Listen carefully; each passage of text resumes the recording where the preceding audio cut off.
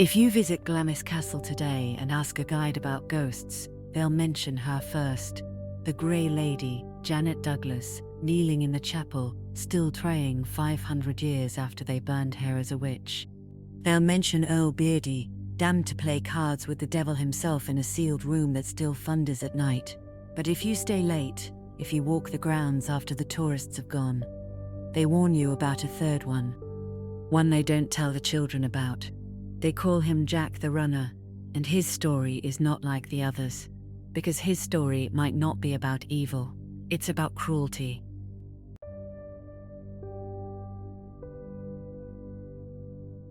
Who was Jack? There are conflicting accounts. Glamis has kept records since 1372. It's the family seat of the Earls of Strathmore, childhood home of the Queen Mother, birthplace of Princess Margaret. Every stone has a name and a date. Every ghost too, except Jack. There is no Jack in the baptism records. No footman named John or Jack listed as dying on the estate. And that is exactly what makes his case so strange, because he is one of the most consistently reported ghosts in Britain. Witnesses for over 300 years describe the same thing, but in two different forms. Version 1. A small black boy, maybe 10 or 12 years old, dressed as a page boy from the 17th century, seen sitting on the stone bench outside what is now called the Queen Mother's bedroom. Solid, real. Housekeepers have said good morning to him, thinking he was a visitor's child. He looks up, terrified, and vanishes. Version 2. An adult man in a torn footman's livery. He doesn't walk, he runs. He sprints across the lawns, along the outer walls, up the mile-long driveway to the castle, at an inhuman speed, especially on moonlit nights. You hear the slap of feet before you see him. Guards have chased him, thinking he was a trespasser, only for him to disappear at the old iron gates. Are they the same spirit? Is the boy what he was, and the runner what he became? At Glamis, the staff believes so.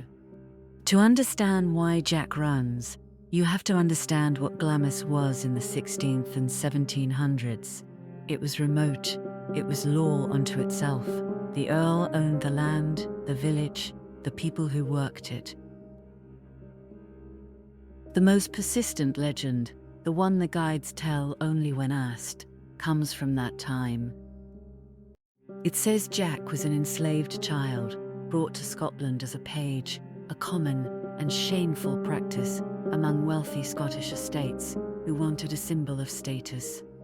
He would have lived in the cold corridors, not in the warm house, slept by the kitchen fire, not in a bed. And one night, after a long dinner with too much claret, a former earl and his guests decided they wanted sport.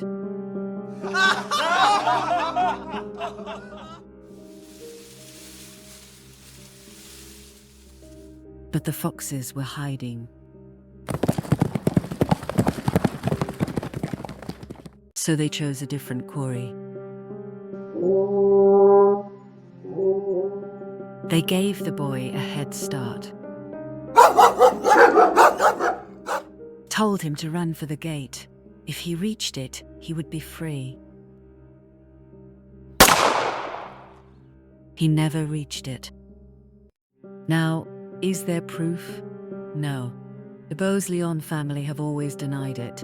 Historians point out there are no documents to confirm a hunt like that ever took place at Glamis. But other Scottish houses do have records of black servants being kept in the 18th century and being treated as property. And here's what the skeptics can't explain: the description of the little boy on the bench, sitting exactly where a page boy would be expected to wait outside his mistress's room, waiting for an order that never comes. That description predates any public telling of the hunting story by 100 years. Witnesses who had never heard the legend described him perfectly. There is another theory, and it's kinder, but no less sad. In the 1700s, great houses employed running footmen, young, incredibly fit boys whose job was to run ahead of the master's coach, to clear the road, to carry messages across the estate at speed. They died young, heart failure, exposure, lungs full of cold air. That would explain why he still runs. It's all he knew how to do. It would explain why he isn't angry. The Grey Lady weeps. Earl Beardie rages. Jack just runs. Staff don't feel fear when they see him. They feel a deep, sickening sorrow.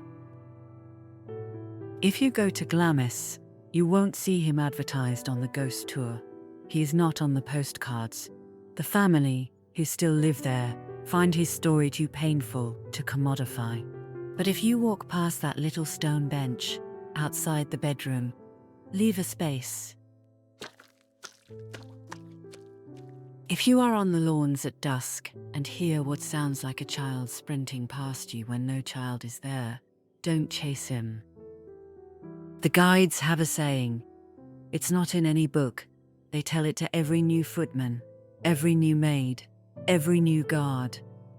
At Glamis, we have ghosts who want revenge, ghosts who want forgiveness, and we have Jack, who just wants to finish his run. So let him.